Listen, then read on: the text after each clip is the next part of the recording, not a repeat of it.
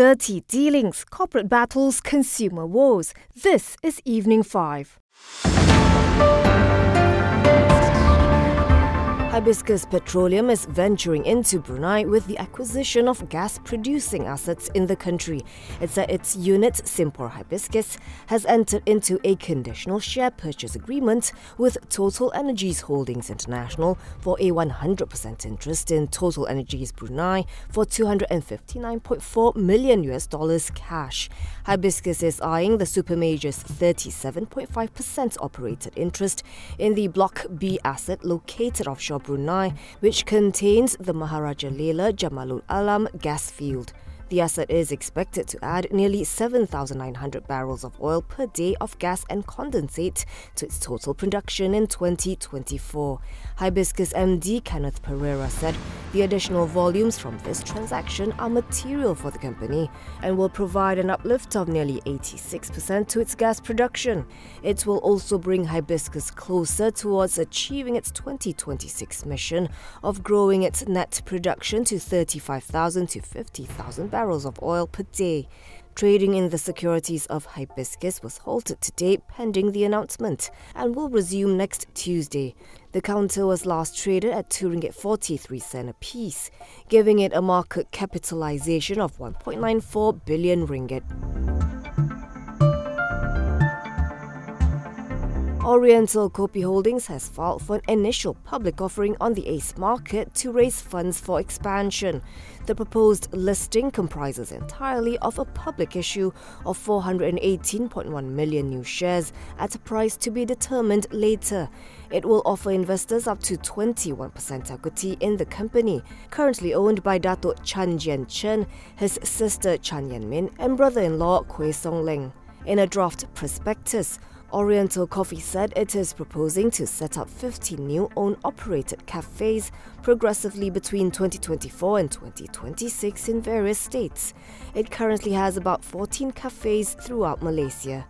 The company also sells in-store packaged coffee and tea, as well as food and seasonal items such as mooncakes. In February, it secured its first order for the export to Hong Kong, and by September this year, it will be opening its first store in Singapore. Oriental Kopi also plans to set up a new central kitchen and add 4 specialty retail stores between 2025 and 2026. The company currently only has 1 retail store in Johor. The Ministry of Domestic Trade and Cost of Living has summoned 10 companies for raising prices of their goods and services following the diesel subsidy rationalisation. The ministry said it sent notices under Section 21 of the Price Control and Anti-Profiteering Act 2011 to 3 companies from the transportation sector, 3 from construction, 2 from food and beverage, and 2 in machinery rental, though it did not identify them.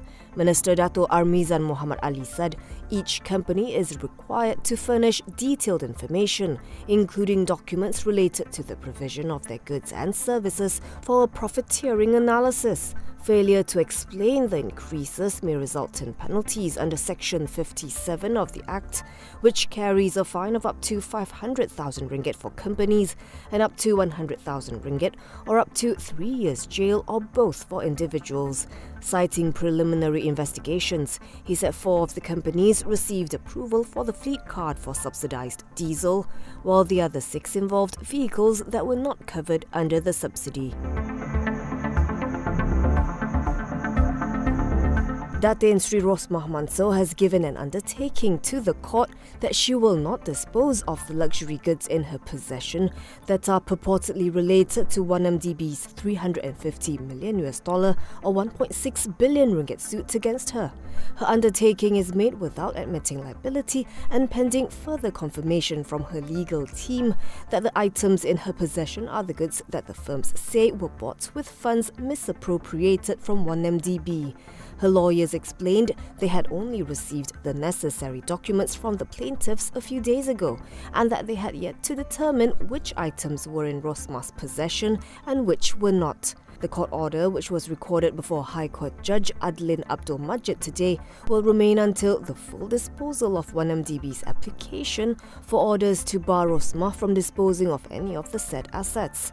Her lawyers said they will also seek to recuse Adlin from hearing the matter and that they are contemplating filing an application to strike out the entire suit. GUH Holdings said it has scrapped a plan to develop a lithium battery assembly plant in Malaysia. The electronic circuit board maker and its joint venture partner, Shenzhen Xixin Electronic Technology Co., have mutually agreed to terminate the agreement signed last November. In an exchange filing, GUH said no battery assembly plant has been established, no equipment has been purchased, and no shares in the JV have been transferred to Xixin. The deal struck between its subsidiary GUH Capital and the Chinese battery manufacturer had led to the formation of a JV company called GUH Power. GUH Capital would hold a 75% stake in the JV, while Xixin would hold the remaining 25%. The plant in Malaysia would have supplied lithium battery products and services to markets outside China. Under the termination announced, no charges, fees, expenses or payments will be demanded or payable by either party, and neither party would be liable for any loss resulting from the axing of the deal. The termination does not have any financial impact on the company and its subsidiaries.